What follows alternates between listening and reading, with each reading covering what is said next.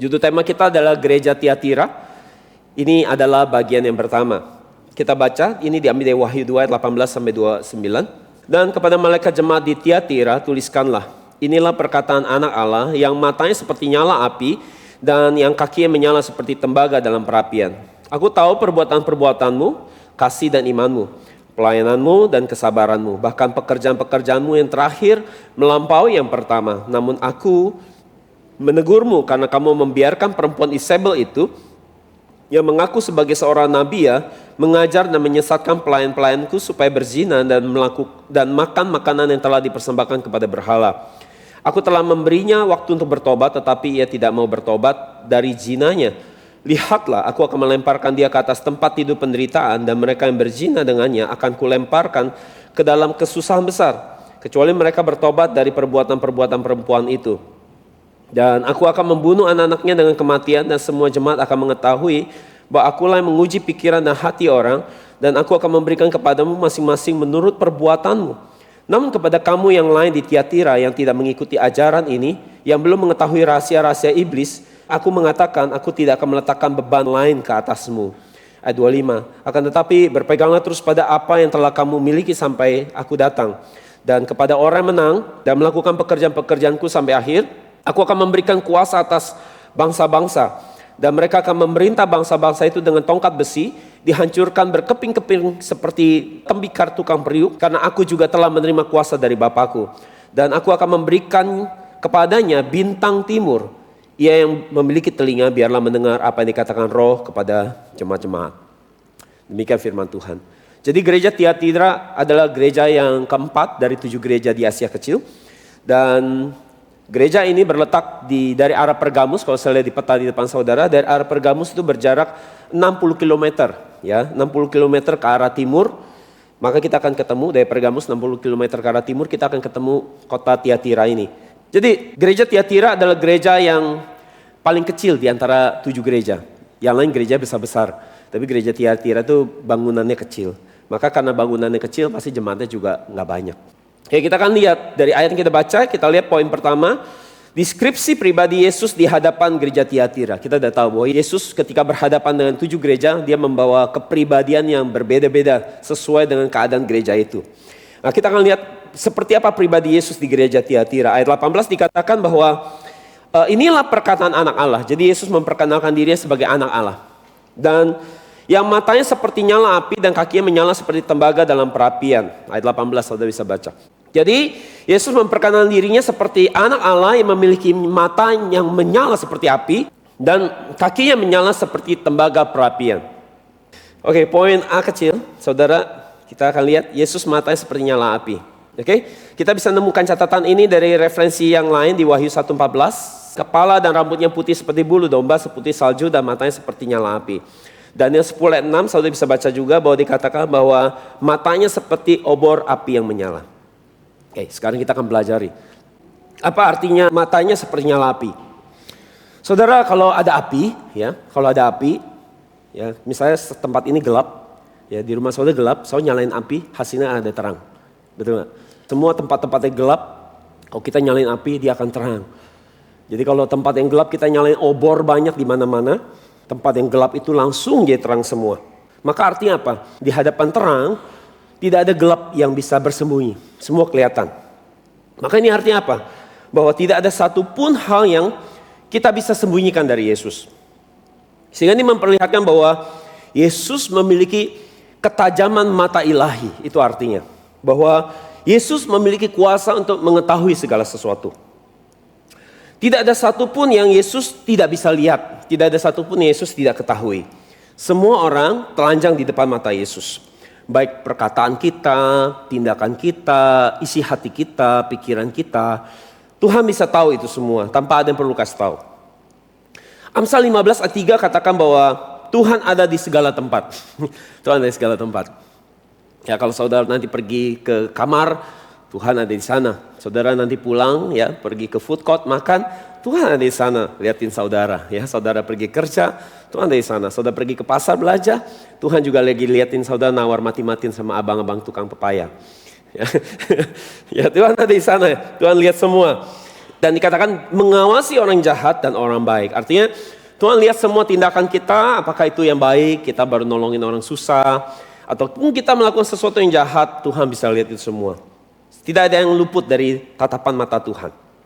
Yang kedua, bahwa dikatakan bahwa kaki Yesus ini, pribadi Yesus, dia memiliki kaki yang mengkilap seperti tembaga membara. Wahyu 1 ayat 15 dan Daniel 10 ayat 6 katakan hal yang sama. Saudara bisa baca sendiri di depan saudara. Daniel 10 ayat 6 katakan kakinya seperti tembaga yang digosok. Jadi apa arti Yesus kakinya mengkilap seperti tembaga membara ini? Ini artinya bahwa Yesus dia akan datang untuk membawa penghakiman. Nah ini bicara tentang kedatangan Yesus yang kedua. Yesus akan datang membawa penghakiman. Jadi ini memperlihatkan bahwa Yesus adalah pribadi yang datang dengan membawa penghakimannya seperti api yang menghanguskan. Dan kata-kata ini, pribadi Yesus yang tampil dengan dua kepribadian seperti ini, sebenarnya ini adalah kata-kata yang memberikan pengharapan dan penghiburan sebenarnya. Bukan memberikan ketakutan sebenarnya. Kenapa? Karena saudara, kota Tiatira ada kota yang kecil yang penduduknya hanya 60.000 orang. Jadi karena kotanya kecil, gerejanya kecil, bangunannya kecil, jemaatnya tidak banyak. Kata Tiatira sendiri dalam bahasa Yunani adalah Tuaitera, yang artinya wangi harum korban persembahan. Wangi harum korban persembahan. Jadi dari namanya saudara bisa tahu, kota ini adalah kota yang sangat kuat sekali penyembahan berhalanya. Meskipun kotanya kecil, tetapi penyembahan berhalanya tidak kalah hebat sama kota-kota yang besar. Mereka punya 3 kuil untuk menyembah dewa-dewa mereka. Kuil untuk dewa Apollo, kuil untuk dewa Artemis. Ya. Jadi meski mereka kota yang kecil, mereka hebat sekali dalam hal penyembahan berhala. Saudara bisa jalan di kota itu, saudara bisa lihat berhala di mana-mana. Ya, kemenyan, semua ritual-ritual berhala itu ada di mana-mana. Jadi kalau saudara mau membayangkan, mungkin saudara bisa pergi ke kota-kota yang kita tahu sekali banyak kuat penyembahan berhala. Contohnya juga mungkin di negara seperti Thailand, saudara bisa lihat wah, di mana-mana banyak penyembahan berhala. Bahkan bahkan bukan kuilnya hebat. Kalau nanti saudara lihat di Thailand bahwa kadang-kadang di perempatan jalan ya sudah dibangun pura ya, dibangun tempat keramat, pura kecil. Jadi orang pergi kerja mereka sembahyang dulu, saya lihat. Mereka sembahyang dulu di perempatan-perempatan jalan. Di jalanan pun sudah ada. Jadi saudara kemanapun. Dan kita udah belajar minggu lalu, kalau ada penyembahan berhala pasti ada perzinahan. Ya. Jadi selalu lihat Thailand, ya, karena penyembahan berhala yang kuat, perzinahannya juga nggak kalah hebat. Ya. Jadi saudara, karena atmosfer penyembahan yang kuat sekali, ya, atmosfer penyembahan berhala yang kuat sekali, Yesus katakan, aku tahu semua, aku tahu semua, aku lihat semua. Aku lihat mana yang menyembah berhala, siapa yang tidak menyembah berhala. Siapa yang sangat terikat dengan penyembahan berhala dan perzinahan. Siapa yang hidupnya murni menjaga imannya di hadapanku. Aku lihat semua. Jadi ini penghiburan bagi jemaat Tiatira.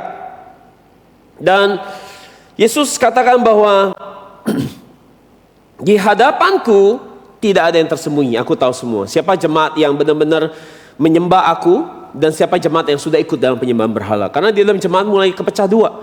Ada orang yang menyembah berhala, sekalipun jadi orang Kristen. Ada yang tetap menjaga kemurniannya, taat pada firman Tuhan. Jadi Yesus bilang, aku tahu siapa mereka yang sudah menjadi duniawi, sudah jadi menyembah berhala. Jadi saudara, kenapa Yesus harus hibur mereka? Karena saya bisa bayangkan kalau saya hidup di tengah-tengah kota yang kuat sekali penyembahan berhala, ya. 99% semua menyembah berhala. Semua dalam hidup yang perzinahan. Saudara 1%-nya doang. Saudara bisa bayangkan nggak? Gampang nggak menjaga kemurnian? Susah sekali. Saya misal ke Amerika, ya, saudara jarang saya menemukan orang yang rohania, orang yang mau sungguh-sungguh cari Tuhan. Ya, jadi menjaga kemurnian itu susah. Seks begitu bebas. Saudara buka TV. Film porno sudah bebas begitu aja. Saudara mau ganja, ya, saudara mau nyobain ganja bisa, ya kan? Homoseksual, prostitusi begitu hebat. Saudara mau bener itu sendirian itu, saudara seperti sendirian mempertahankan sesuatu itu nggak mudah. Itu sebab Yesus bilang, aku tahu gimana susahnya kamu. Aku tahu bagaimana kamu menjaga iman kamu.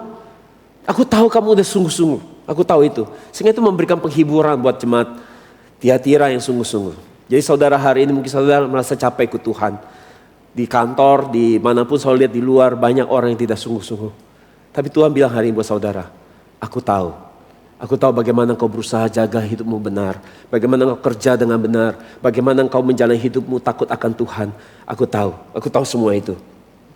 Dan kaki bagai tembaga membara ini artinya bahwa Yesus menjanjikan bahwa dia akan datang membawa pembalasan kepada para penyembah berhala dan orang yang berzina.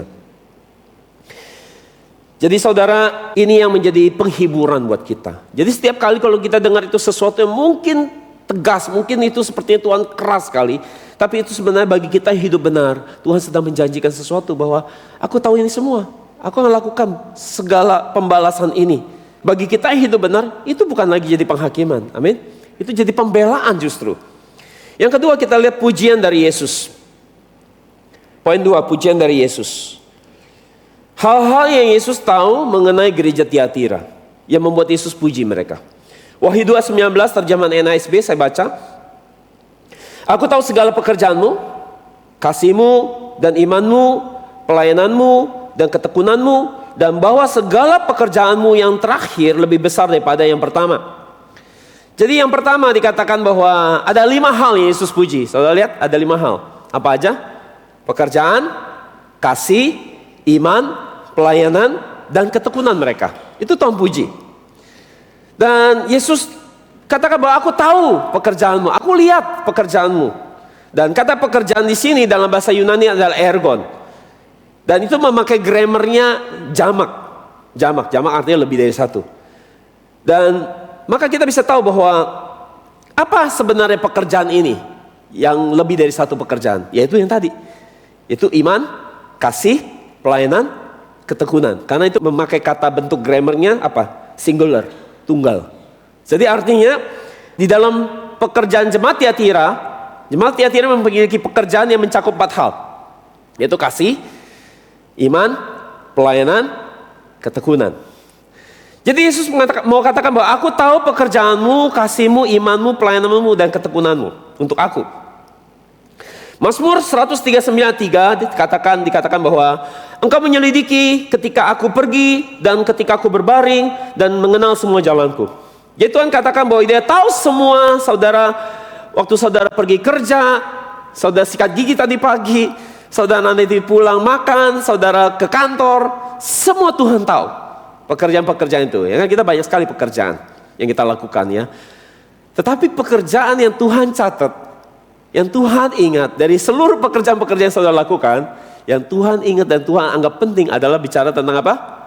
Kasih, pelayanan, apa lagi? Apa? Iman, ketekunan. Itu yang Tuhan ingat, itu yang Tuhan catat. Itu yang Tuhan catat. Dari sekian banyak. Ya itu yang penting buat Tuhan. Jadi kiranya jemaat NJM, saudara dengar firman ini juga. Kiranya waktu Tuhan lihat saudara, Tuhan bilang engkau sungguh kaya di dalam kasih. Engkau sungguh kaya di dalam iman. Engkau sungguh kaya di dalam ketekunan, di dalam pelayanan. Amin. Hal kedua yang Tuhan puji adalah dikatakan bahwa ternyata bahwa dikatakan segala pekerjaanmu yang terakhir lebih besar daripada yang pertama. Jadi pekerjaan mereka, kasih mereka, iman mereka yang terakhir lebih bagus, lebih besar dari yang pertama. Jadi ini sangat luar biasa sebenarnya. Bahwa ini kebalikan sama gereja apa menurut saudara? Masih ingat gak? Kebalikan sama gereja siapa? Efesus. Kenapa? Karena gereja Efesus di awalnya bagus, di akhirnya jadi gak bagus. Di awalnya kasih mereka besar sama Tuhan, tapi di akhirnya malah hilang kasihnya ke Tuhan. Tapi ini enggak. Ini mereka malah awalnya sedikit, imannya sedikit, kasihnya sedikit. Tetapi makin lama makin besar, makin hari makin besar. Dan Tuhan puji mereka. Jadi kalau kita melihat role model dari sebuah teladan pertumbuhan rohani yang bagus, gereja Tiatira adalah gambaran orang yang bertumbuh dengan baik secara rohani. Maka Tuhan puji mereka. Mereka Tuhan bilang, aku lihat kasih kamu yang kemarin sampai hari ini. Yang kemarin sampai hari ini jauh lebih besar dari hari ini. Semoga Tuhan lihat kita, Tuhan bilang, aku lihat kasih kamu yang 1 tahun lalu. Ternyata hari ini kasihmu yang 1 tahun lalu sampai sekarang lebih besar yang hari ini. Amin. Pelayananmu, ketekunanmu, wah, imanmu lebih besar yang hari ini daripada kemarin. Semoga Tuhan nggak waktu lihat kita hari ini dia bilang, aku pengen kasihmu yang seperti tahun lalu. Karena ternyata tahun lalu kasihmu lebih bagus dari yang hari ini. Jangan sampai Tuhan ngomong seperti itu. Jadi kalau kita lihat nilai rapotnya iman jemaat Tiatira itu seperti kalau kita anggap nilai D ada nilai yang kurang, C ada nilainya cukup, B adalah baik, A adalah sangat baik, dan A plus ada luar biasa. Maka iman jemaat Tiatira itu di mata Tuhan dari D, C, B, A dan sampai A plus. Luar biasa. Jadi kita merindukan ya, sebenarnya kita bisa punya iman seperti ini. Ya amin. Ya. Coba kita mulai mikir kira-kira gimana kasih kita tahun ini ya, sama tahun lalu. Bagusan mana saudara? Kasih kita ke Tuhan hari ini sama yang tahun lalu. Pelayanan kita, ketekunan kita gimana hari ini? Kiranya kalau ternyata nilai rapotnya nggak bagus, mari kita buat jadi D, C, B, A, dan A+. Amin. Yang sudah B, ayo mulai jadi A lagi. Yang A, ayo mulai jadi A+. Amin. Jadi ini seperti mendaki, perjalanan mendaki, naik gunung yang puncaknya surga. Kita harus mendaki terus naik sampai ke atas, sampai ke puncak, sampai ke surga. Pilihannya nggak boleh jalannya turun ke bawah. Nggak boleh dari A jadi B, jadi C, jadi D. Nggak boleh. Harus naik terus mendaki sampai ke puncak tertinggi. Jadi kalau belum sampai ke surga, mendaki belum sampai ke surga imannya, mungkin saudara baru di tengah jalan, pilihannya cuma boleh dua. Berhenti dulu sesaat, kan kecapean, kengos-ngosan, atau frustasi, putus asa. Tapi mungkin putus asa ikut Tuhan susah, tapi nggak boleh turun sebenarnya. Nggak boleh, nggak ada pilihan jalan turun ke bawah. Pilihan hanya boleh bertahan dulu sebentar di situ, dan kemudian naik lagi ke atas. Itu pilihannya. Untuk terus tujuan akhir kita sampai di surga. Sekarang kita lihat teguran Yesus. Teguran Yesus poin 3. Teguran dari Yesus buat jemaat Tiatira. Wahyu 2 ayat 20. Namun aku menegurmu karena kamu membiarkan perempuan Isabel itu, yang mengaku sebagai seorang nabi ya, mengajar dan menyesatkan pelayan-pelayanku supaya berzina dan makan makanan yang telah dipersembahkan kepada berhala. Jadi salah perhatikan. Ternyata memang setiap kali ada penyembahan berhala pasti ada dosa perzinahan. Seperti yang tadi saya sampaikan. Jadi saudara, kalau kita jatuh di dalam dosa, apakah itu pornografi, ya, cinta uang, haus kekuasaan, dan kalau kita lihat ketika kita jatuh dalam dosa, sebenarnya pusat hidup kita itu bukan Tuhan, itu diri kita. Karena kita sedang apa? Mengejar sesuatu yang kita rasa kita suka, kita senang. Sehingga Tuhannya bukan Tuhan sebenarnya, diri kita. Jadi saudara, kita harus mulai memikirkan ini bahwa apakah hidup kita yang di pusat hati kita ini yang sedang duduk bertata, ini Tuhan atau diri kita. Ketika kita mulai memikirkan sesuatu yang untuk menyenangkan kita, yang kita mau, yang kita inginkan, maka yang bertata di hati kita itu bukan Tuhan tapi diri kita. Jadi yang membuat Tuhan Yesus marah sama gereja Tiatira karena mereka welcome, mereka membuka diri buat perempuan yang bernama Isabel ini. Jadi kalau di gereja Pergamus, saudara masih ingat ada nabi palsu yang bernama Biliam dan guru palsu bernama Nikolaus, masih ingat? Dan sekarang di gereja Tiatira ada nabi palsu yang bernama siapa? Isabel, ya. Dan gereja Efesus ketika ada nabi-nabi palsu, guru-guru palsu ini, gereja Efesus sangat tegas usir mereka keluar. Tetapi Tiatira mereka welcome, sambut dengan baik untuk masuk ke dalam gereja, mengajarkan doktrin yang menyesatkan. Nah, Isabel ini, ya, perempuan Isabel ini, Tuhan gak pernah angkat dia jadi nabinya. Tuhan gak pernah bicara kepada dia, memakai dia untuk berbicara atas nama Tuhan. Akan tetapi Isabel ini, dia bilang bahwa dia bawa firman Tuhan. Dia bawa pewahyuan dari Tuhan. Dia bawa pesan dari Tuhan. Padahal Tuhan gak pernah pakai hidup dia untuk menjadi wakilnya Tuhan, representatifnya Tuhan. Jadi hari ini juga saudara, banyak sekali muncul pendeta-pendeta baru yang gak pernah sekolah Alkitab, ya, gak pernah ditabiskan, tapi mereka muncul ya menjadi pendeta-pendeta, menaruh nama pendeta di depan namanya. Hanya karena mereka punya pengalaman kesembuhan hidup, disembuhkan dari sakit, kemudian mereka naruh nama titel PDT atau PS di depan namanya.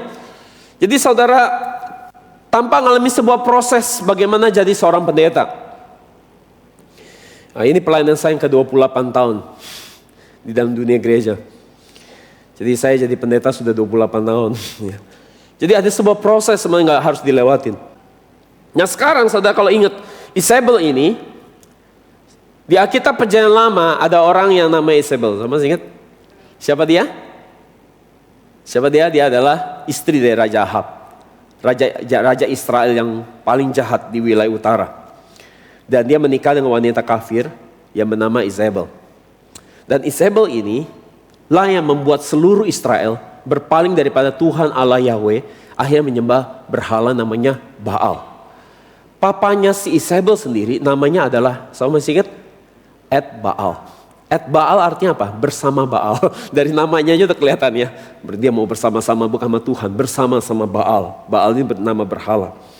Jadi saya bisa kebayang didikan apa yang diterima oleh anaknya, yaitu anak Ed Baal ini, yaitu Isabel. Seperti apa Isabel ini? Itu sangat mengidolakan namanya berhala. Jadi gara-gara Isabel ini seluruh Israel berpaling hari itu dari menyembah Tuhan yang menyembah berhala. Dia membawa perubahan transformasi tapi yang buruk bukan yang baik. Dan Tuhan marah, gak suka sekali sama sosok Isabel ini. Jadi kalau kita lihat apa dosa Isabel ini. Yang jelas sudah pasti Isabel ini tidak ada hubungannya sama Isabel yang Tuhan ngomong di gereja Tiatira. Karena ini sudah mati Isabel yang ini. Tetapi ternyata kita bisa lihat bahwa ternyata pekerjaan Isabel ini kembali muncul dengan memakai sosok yang lain. Saya ngerti maksud saya? Ya, Isabelnya udah mati, tapi pekerjaannya masih terulang lagi, muncul lagi di kitab Wahyu yang kita baca hari ini. Dan Isabel ini, dia membawa pekerjaan Isabel ini telah menggeser iman umat Tuhan dari menyembah Tuhan menjadi menyembah berhala. Dan jadi kita bisa tahu bahwa di akhir zaman ini kita pun harus waspada sama ajaran-ajaran yang adalah ajaran yang datang dari Isabel ini. Jadi kita lihat seperti apa. Seperti apa dosa Isabel. Yang pertama, Isabel ini membawa ajaran sesat yang membuat orang percaya untuk hidup dalam penyembahan berhala dan perzinahan. Oke, ini akan makin serius. Saya mau tanya, waktu kita baca ayat ini, bayangan kita, jemaat Tiatira, gereja Tiatira, siapa yang disesatkan oleh Isabel ini? Siapa? Menurut saya siapa? Iya, gereja Tiatira ini, ya waktu saya baca ayat ini, Isabel ini ajarannya menyesatkan ya orang-orang di gereja Tiatira. Menurut saudara siapa yang disesatkan? Jemaat-jemaat. Jemaat-jemaat ya. Jemaat-jemaat dapat ajaran ini jadi sesat jemaat. Oke.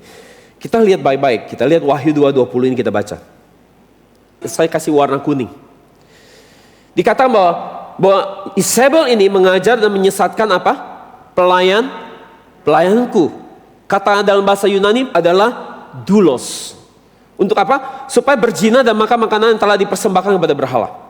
Nah, pelayan-pelayanku doulos artinya adalah bukan jemaat, tapi apa? Hamba-hamba Tuhan. Ini pendeta, ini imam, gembala, penatua yang disesatkan. Jadi sekelasnya bukan mainnya di level jemaat, langsung pemimpinnya yang ditargetkan.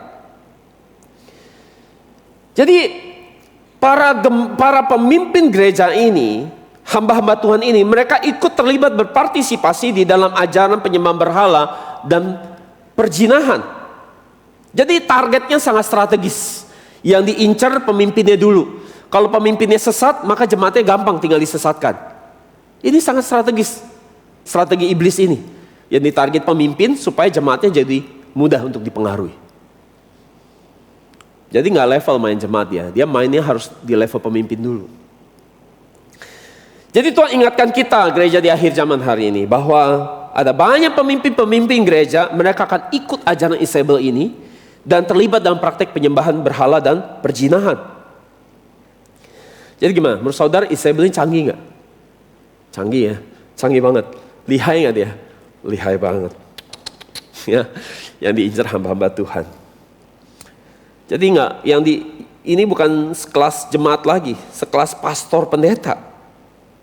Dan jangan-jangan mungkin selama ini kita udah terima ajaran dan doktrin, materi khotbah yang berisi ajaran Isabel ini tanpa kita sadar.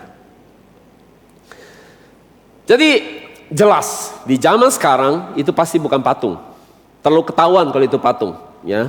Patung-patung yang gede itu, saudara pemimpin gereja, pastor suruh nyembah patung, mana mau dia? Betul nggak? Dia pasti nggak mau, dia tahu ini berhala, saya nggak mau nyembah patung. Maka sudah pasti itu bukan patung yang disembah. Oke? Tetapi apa namanya? Nama baik, uang, kekuasaan, pengaruh, popularitas. Bentuknya udah lebih bagus, udah lebih susah ketahuan. Dan itu semua orang mau, semua orang suka, ya. Wanita cantik, pria-pria yang ganteng dan romantis, ya. Itu bisa jadi sebuah berhala. Jadi saudara, jangan kita pikir ketika bicara dan bagaimana dengan penyembahan, dengan perzinahan. Tadi penyembahan berhala bentuknya saya sudah jelaskan, ya. Dan sekarang bagaimana dengan perzinahan? Gimana perzinahan? Perzinahan ini jangan selalu pikir itu hanya bicara tentang perzinahan tubuh. Nanti saya akan jelaskan setelah ini.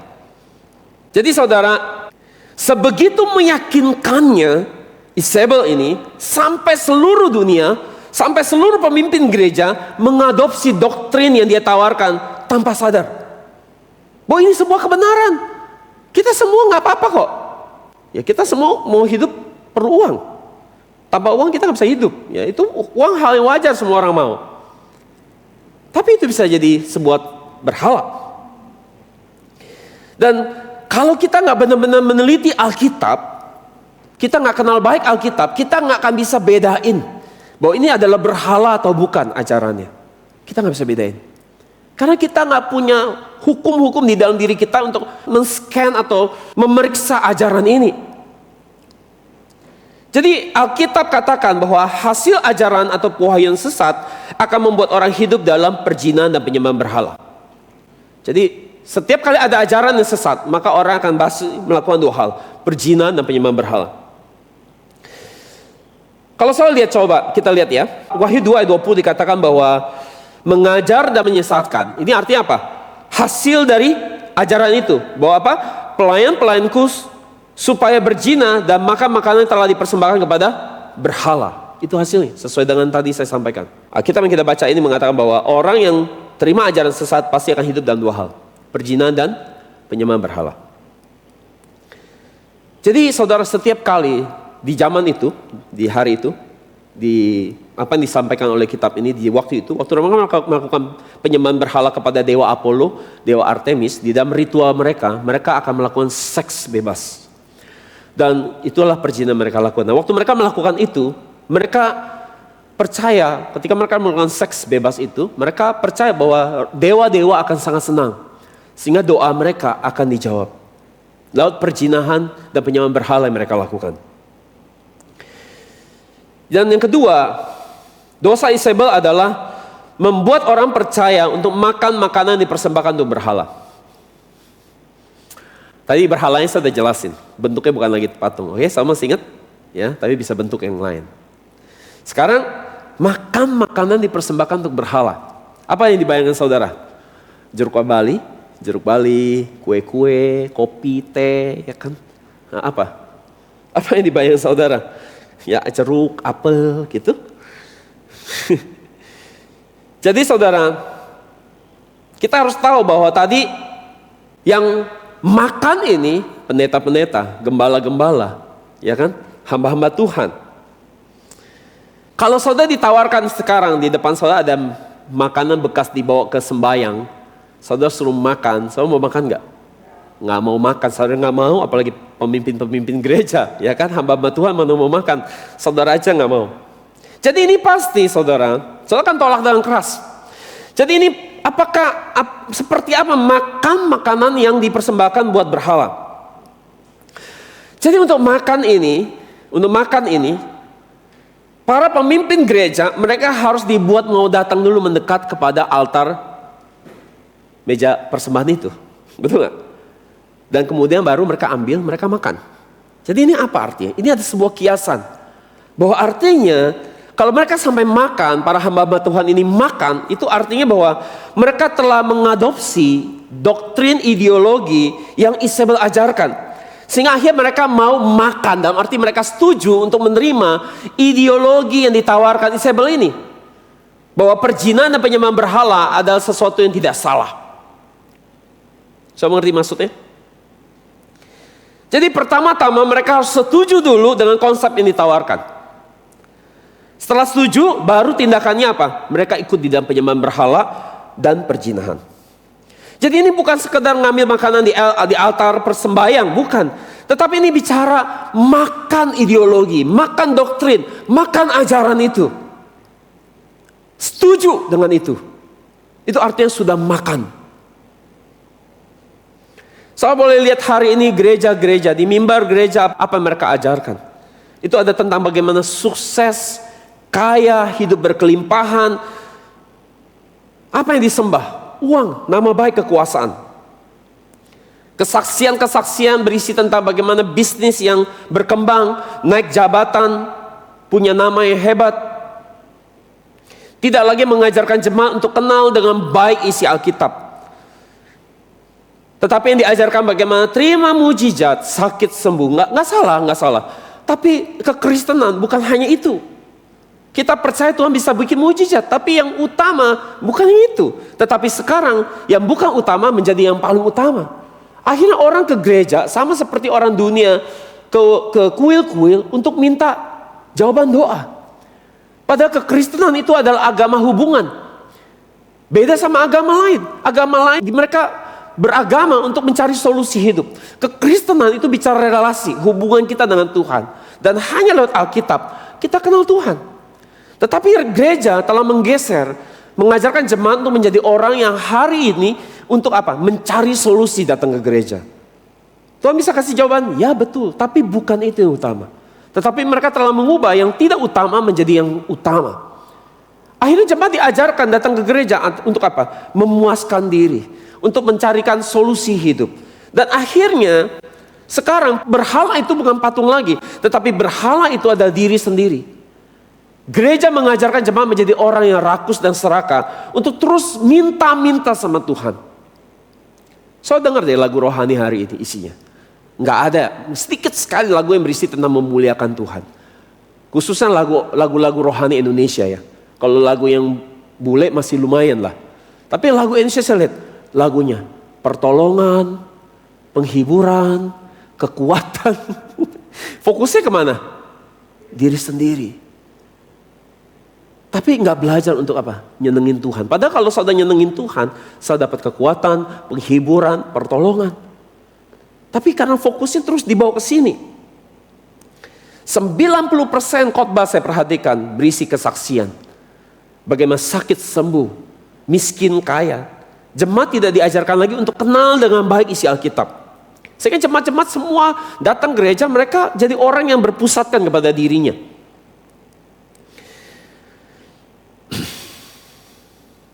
Dan memang hal-hal seperti itu, miskin, kaya, sehat, sakit, itu yang dicari orang-orang.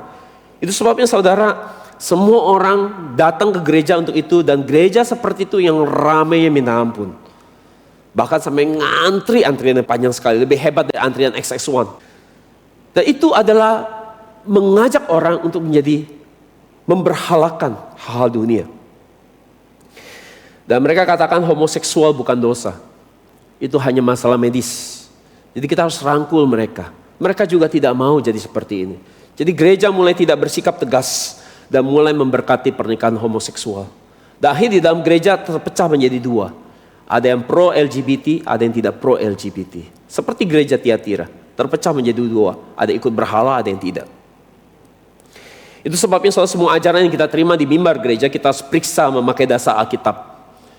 Yang adalah kebenaran Allah yang sejati. Jadi kalau kita benar-benar mempelajari Alkitab, kita menyelesaikan pembacaan Alkitab kita perjanjian lama, perjanjian baru, kita baca secara utuh, memahami secara utuh konteksnya. Ketika ada ajaran-ajaran Isabel ini datang, kita tuh bisa berasa, saudara.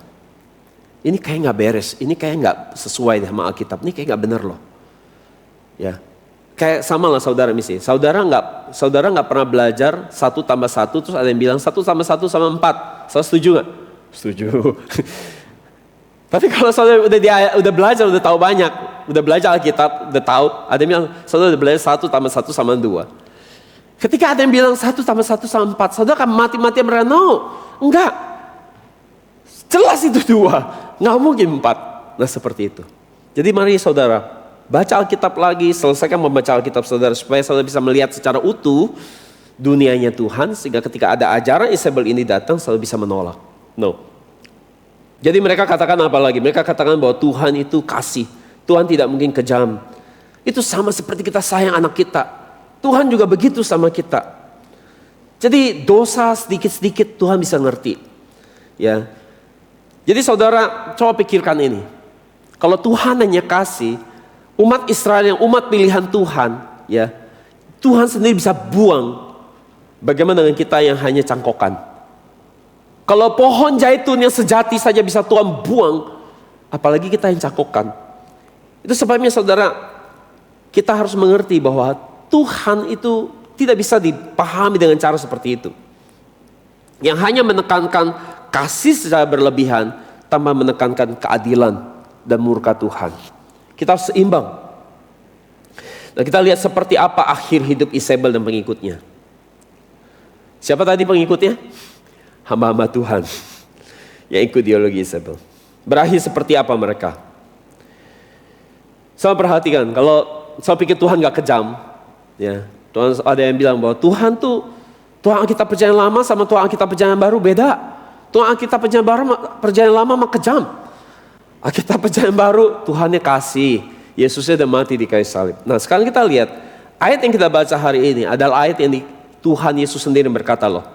Yang saya bilang yang tadi mati di kayu salib buat dosa kita, yang Tuhan kasih itu, Tuhan kasih, kita lihat Wahyu 2 ayat 22 ini Tuhan sendiri bilang. Kita baca, lihatlah aku akan melemparkan dia ke atas tempat hidup penderitaan, dan mereka yang berzina dengannya akan kulemparkan ke dalam kesusahan besar. Jadi saudara, jelas di sini dikatakan, Yesus sendiri yang katakan, kalau tidak mau bertobat, maka Tuhan akan membawa penghakiman buat Isabel dan mengikutnya. Dan penghakimannya apa? Ada 2 penghakiman yang Tuhan akan lakukan, Tuhan Yesus lakukan. Ini Tuhan Yesus yang sama yang mati di kayu salib. Dia katakan bahwa aku akan melemparkan mereka ke ranjang orang sakit. Ke ranjang orang sakit. Tempat tidur di sini, ini bukan tempat tidur nanti selalu pulang terus nanti tidur tiap hari, bukan. Ini adalah ranjang orang sakit. Dalam bahasa Yunani ada kline. Ini adalah ranjang orang sakit akibat dihukum oleh Tuhan.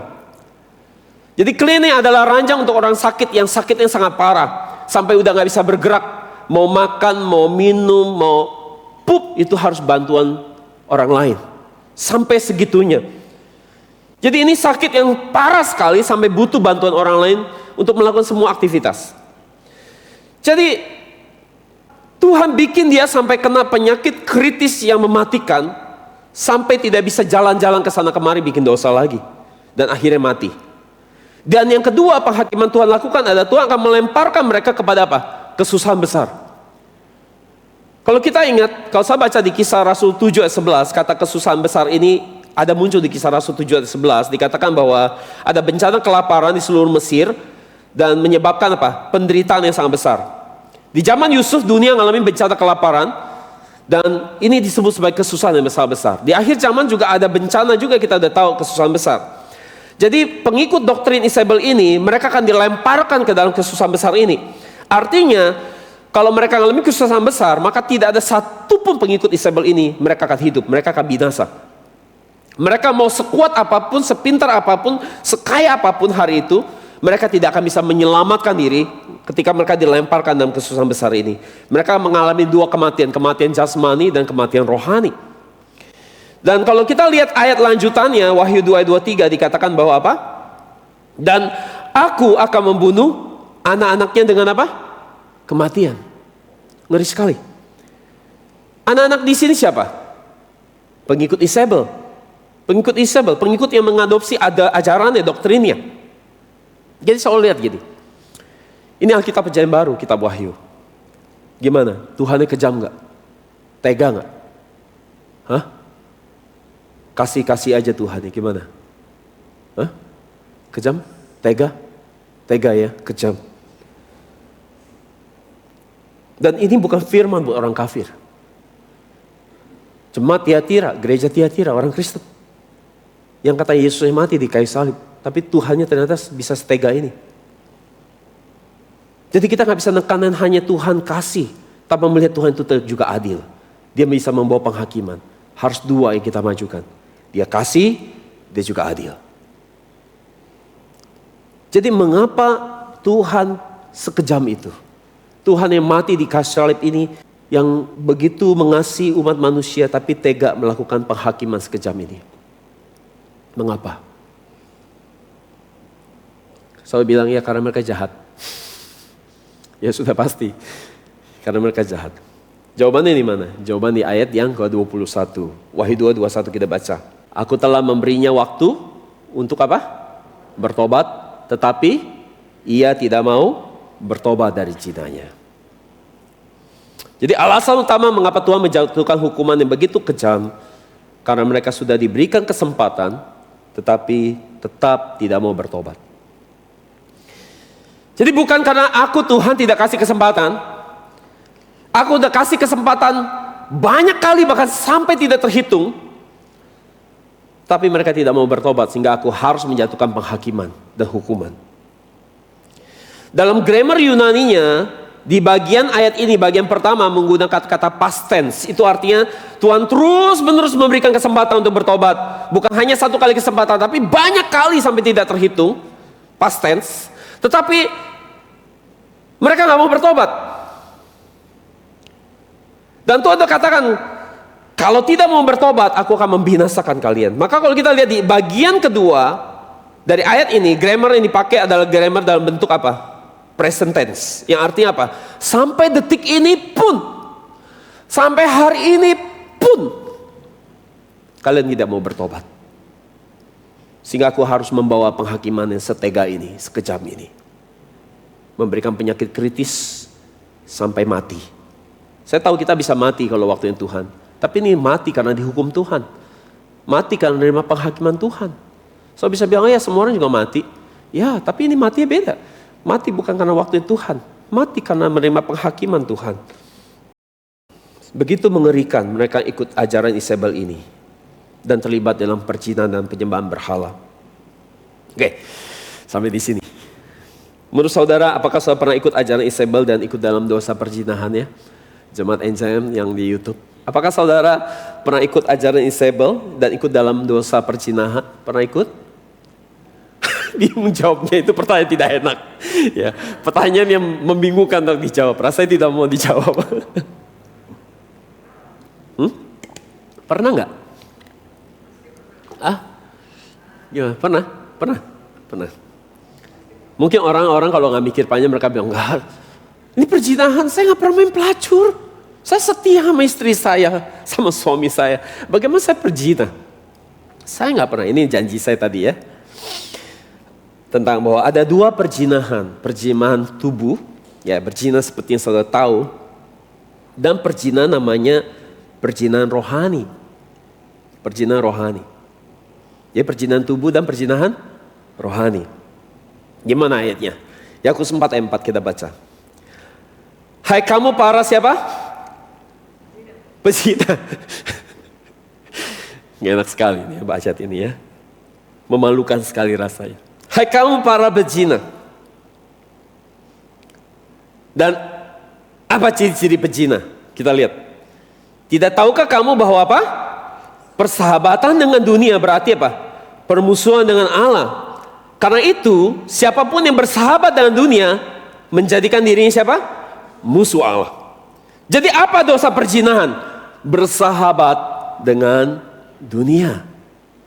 Bersahabat dengan dunia. Jadi bukan hanya melacur, itu perzinahan tubuh. Tetapi ada perzinahan rohani di sini. Ya ketika kita bersahabat dengan dunia. Mungkin saudara tidak melakukan perzinahan tubuh. Saudara setia dengan pasangan saudara. Saudara mungkin tidak nyembah patung, ya. Tetapi saudara ketika kita bersahabat dengan dunia, itu sama dengan dosa berzina dengan dunia. Itu sama dengan penyembahan berhala. Jadi ada dua jenis ya, perzinahan tubuh dan perzinahan rohani. Dua-duanya sama. Jangan dianggap berzina tubuh lebih parah dan lebih menjijikan.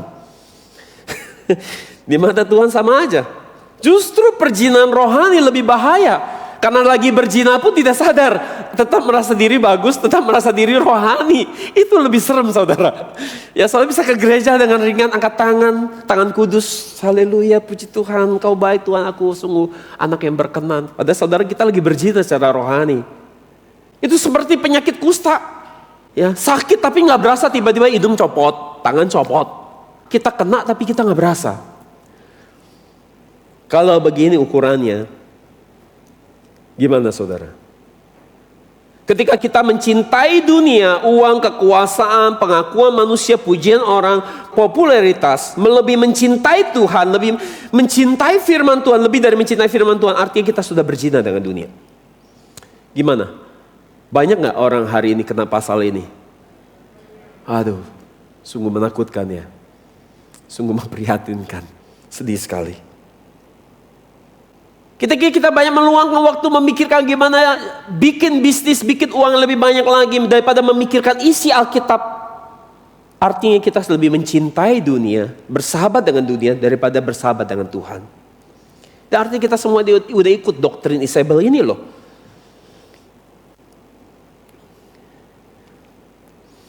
Jadi mencintai dunia melebihi mencintai Tuhan atau mencintai firman Tuhan itu sama dengan dosa, perzinahan dan penyembahan berhala. Kita ulang sama-sama. Mencintai dunia melebihi mencintai firman Tuhan itu sama dengan dosa apa? Perzinahan dan penyembahan berhala. Orang Kristen bangun tidur yang dipikirin gimana? Gimana menghasilkan uang lebih banyak lagi? Gimana mau jalan-jalan, mau kemana lagi? Mau makan apa lagi? Gak pernah mikirin firman. Aku gak suka firman terlalu berat-berat. Padahal firman itu perkataan Tuhan sendiri. Perkataan Yesus sendiri. Minggu lalu kita udah belajar bahwa dokumen yang Tuhan tinggalkan buat kita kenal Dia adalah namanya Alkitab. Tapi kita gak pernah peduli dengan itu. Kita gak mau tahu. Tapi kita bilang kita orang mengasihi Tuhan. Tapi Alkitab yang kita gak mau tahu. Jadi sekarang kita peduli gak sih sama Tuhan? Peduli gak sama matinya? Kita mau kenal Dia gak sih? Atau kita lebih mau kenal dunia? Jika kita gak pernah serius sama firman Tuhan, artinya kita gak pernah serius sama Tuhan. Kan itu perkataan Dia. Contoh ketika saudara dapat orderan dari customer. Saudara catat gak? Kalau customer saudara hutang saudara, saudara catat gak hutangnya? Catat ya. Kalau saudara di gereja, saudara catat gak firman? Ada catat gak? Catat. Pulang rekaman, dengar, catat lagi.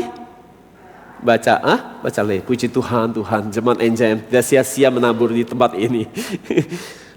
So catat poin-poinnya, urutannya, kronologisnya catat atau intinya aja. Kalau saudara catatnya detail, nah saudara akan lihat wajah Tuhan yang lebih detail. Kalau catatnya cuma sepotong-sepotong, nah dapat Tuhannya sepotong-sepotong. Semoga saudara yang dengar firman ini saudara catat. Supaya saudara bisa lihat Tuhan yang lebih utuh, lebih jelas. Jangan hanya catat orderan customernya rajin ya. Hanya serius catatnya gitu ya. Apa Ci? Berapa losin? Nah jangan cuma itu bisanya gitu. Tapi Pak Pendeta tadi ngomongnya ini apa ya maksudnya ini? Nah itu ya.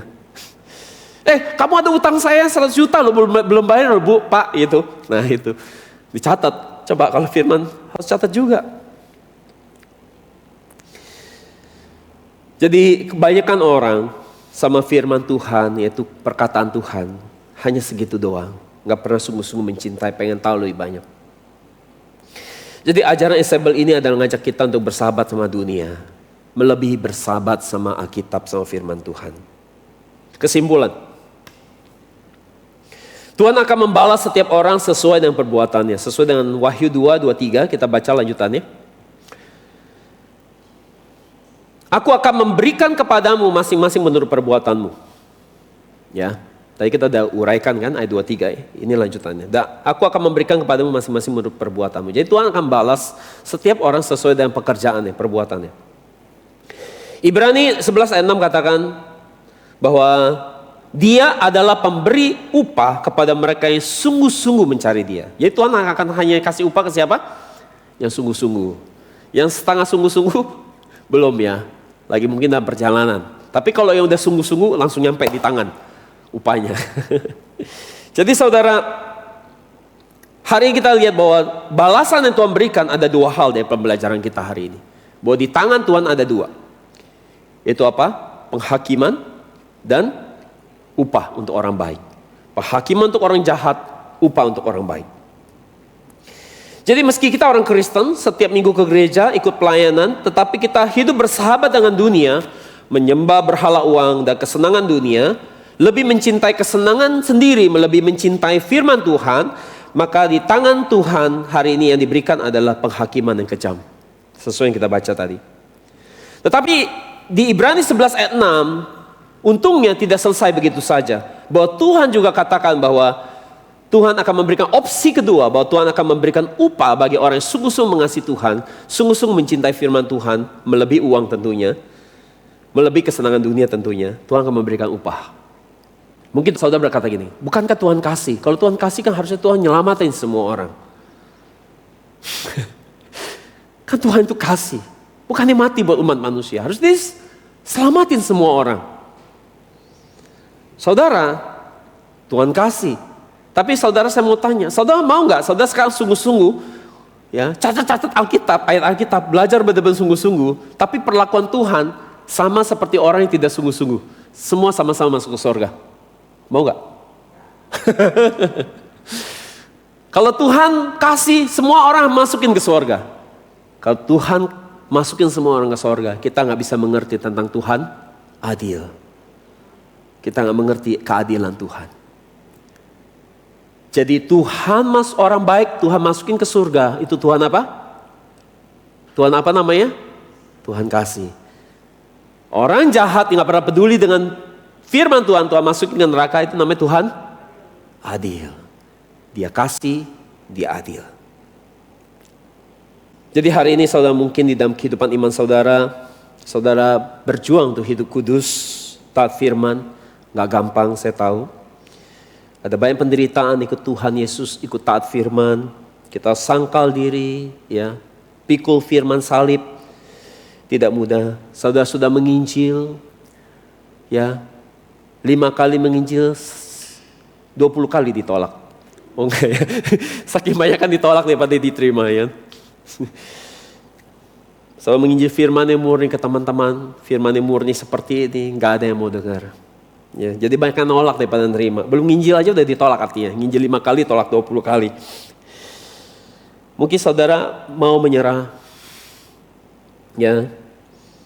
Apalagi seluruh pengajaran hari ini banyakkan doktrin Isabel. Tapi ingat saudara, ketika saya mau menyerah, ingat. Di tangan Tuhan, selain ada penghakiman, ada upah. Jika saudara orang yang mengasihi Tuhan, saudara gak usah pikirin penghakiman yang kejam. Itu bukan buat saudara. Nggak usah khawatirkan itu bukan bagian saudara. Karena saudara, bagi saudara yang sungguh-sungguh mencintai firman Tuhan, mencintai Tuhan dengan tulus, yang melakukan pekerjaan, yang punya pekerjaan yang semakin hari semakin besar, yaitu kasih, iman, ketekunan dan pelayanan saudara yang semakin hari semakin besar. Tuhan sudah memberikan upah bagi saudara, yaitu apa? Saudara akan menerima mahkota kehidupan di surga sebagai upah saudara. Orang-orang yang giat di dalam iman, kasih, pelayanan, dan ketekunan. Amin. Mari kita datang pada Tuhan. Bapa, Engkau lihat jemaat-Mu, dan kami juga yang mendengarkan firman ini di YouTube. Mungkin Tuhan nampak sangat tegas dan keras ketika itu bicara penghakiman. Tapi kami menyadari bahwa itu diberikan bagi orang yang tidak sungguh-sungguh sebagai bentuk Tuhan sebagai pribadi yang adil. Kiranya jemaat-Mu dan setiap kami mendengarkan firman ini, kami yang bekerja dengan giat, dengan pekerjaan yang semakin hari semakin besar di dalam iman, kasih, pelayanan, dan ketekunan. Kami bukan menerima penghakiman, tapi kami boleh menerima namanya upah daripada Tuhan, itu menerima mahkota kehidupan.